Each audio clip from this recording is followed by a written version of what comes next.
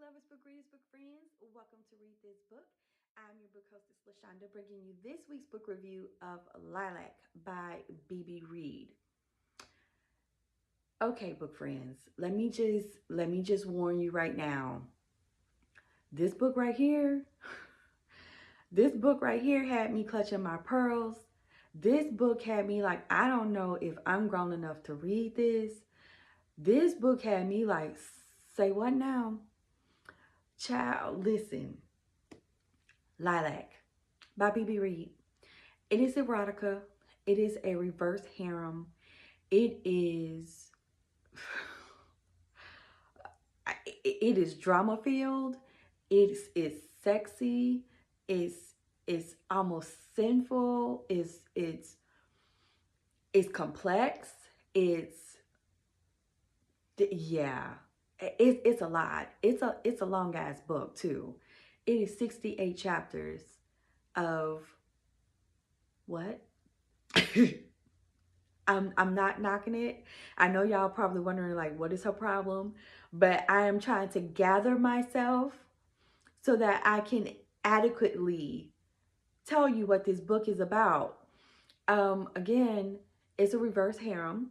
It's the story of Braxton, who is brought in to be the new guitarist to this rock group called Bound. And Bound consists of three guys, Rich, Houston, and Lauren. They are friends for forever and they form this band, but they are tragically flawed. They are jerks. They are assholes. They are everything you would think of negative stereotypes about rock stars. They personify it to the nth degree. And so you are brought into the story where Braxton is at the record label and she's waiting to go to this meeting, which she thinks is just going to be with the A&R person, but it ends up being a meeting with pretty much the head of the record label, their A&R, and the members are actually there. And they immediately on site hate her. Like, who is she? Why is she here? You know, they like rip her for how she's dressed, how she looks. She is tall, she's redheaded, and just kind of plain. It's how they describe her when they meet her. And they are like instantly just jerks. But she holds her own and like basically shuts Houston down like, I don't need you.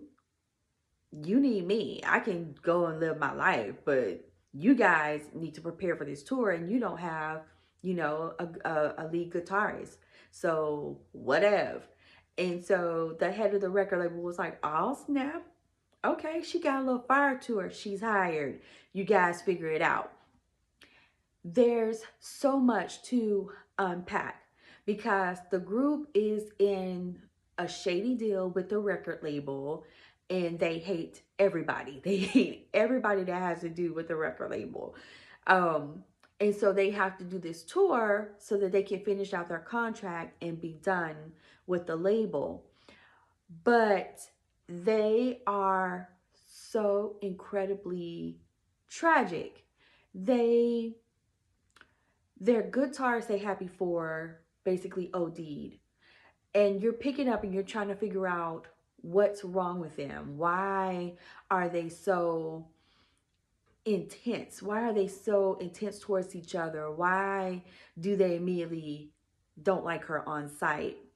And as you start reading and getting more into the story, you're finding out Houston's a control freak, Lauren has daddy issues, and Rich is hiding a secret that they know can destroy the band per se.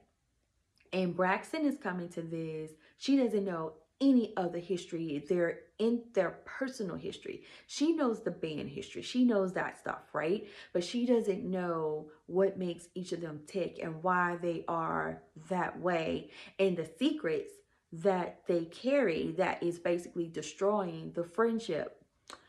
So she signs the contract. She's trying to, fit in, but she knows she has to hold her own. If she shows any weakness, you know, Houston is like the leader of the pack. He's the alpha male, and he's the biggest asshole of them all. And he's just waiting for every opportunity to just rip her. But what they don't anticipate is they don't anticipate that she's actually a really good guitarist, that she can actually sing, and that she has a fire. She has a fire and a spunk to her that let them know, okay, you can give it, I can take it, but I'm also going to give it back. And so when they are in rehearsals, that's when they get that first taste of, okay, she's not a wallflower. All right. And so begrudgingly, they start to give her a little bit of respect, but not much.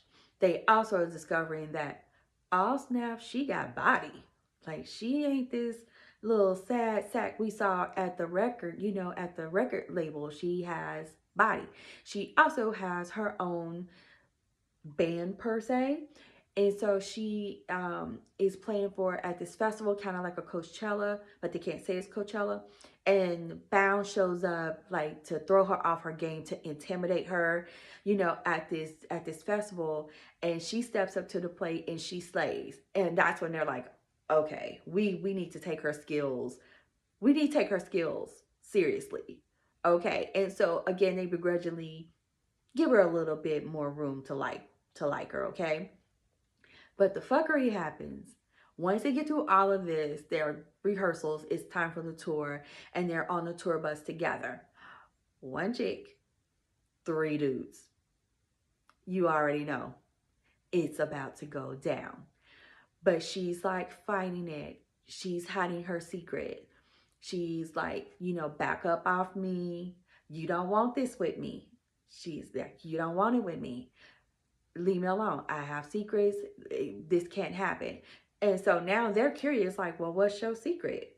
What's really going on? And so she reveals to them that she is a sex addict. Why the hell? So now it's like a challenge. Oh, they gotta have her. And so now the story gets really sexually intense because she is fighting her attraction to all three of them. All three of them want her, and so they make a pact like, nah, we're not gonna mess with her. We don't want to mess with the band. We need to leave it be. But of course, it don't last. It don't last at all. And so they get into it, and yeah, it's just touring and having sex. Lots and lots of sex. Okay. I'm like, all right, I'm here for it. But here comes complexity, right? What I loved was each of the characters, they are complex in their own way. And Braxton has this sensory disorder where her feelings, she can't feel, but it's like a flavor or a scent. So like when Houston is around her, she tastes vanilla or she smells vanilla. I think when Lauren is around her, I think it's like cherries. And when Rich is around her, it's like chocolate. When she's upset, she smells like olives. Like all her emotions has some type of smell or taste to it. And that was weird and it was fascinating because I'm like, is this a real thing? And it's a real thing. And how she weaves that into telling Braxton's story, Braxton's backstory, her history, what happened. She comes from a religious family that is fucking crazy, and what's happening there. Like, it's complex, and you get more into her insight and why she's the way that she is. But it's the interrelations that she has with each of the guys. Each of her relationships with them is different, even though she's having sex with each of them. The relationship is different. The dynamic is different. Like Rich is the protective one, the sensitive one. Lauren is kind of like, whatever, I'm gonna roll with the punches. And Houston is the do what I say, take control, take command type. And that's how their relationship, their dynamics play out. But you also have another backstory of what is happening with the guys and trying to figure out why they cannot stand each other. And so it's unfolding slowly the backstory is unfolding while the present tense story is happening. And so you're like, I'm sucked in because I have to know what is happening and why they're like this. And then I'm also getting what's happening in present time with them. And you can see the train wreck coming, but you can't look away because you have to know who crashed the train.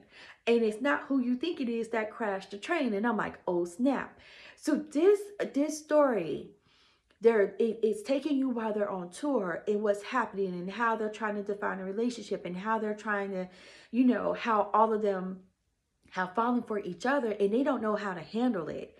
And it's just, it's funny, it's drama filled, it's crazy, it's all these things all weaved into one. And it's complex. It's not a simple happy ever after. It's not a simple, it's a reverse harem. It's not simple because of everyone's secrets, everyone's, not telling the truth, not being who they are, letting each other be free to be who they are and accepting.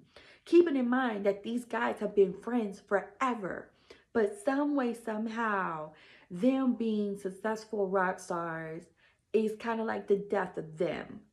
And so you see them trying to keep it together because they all love and care for her, but they haven't figured out how to repair and love and care for each other. And that is the brilliance of the story.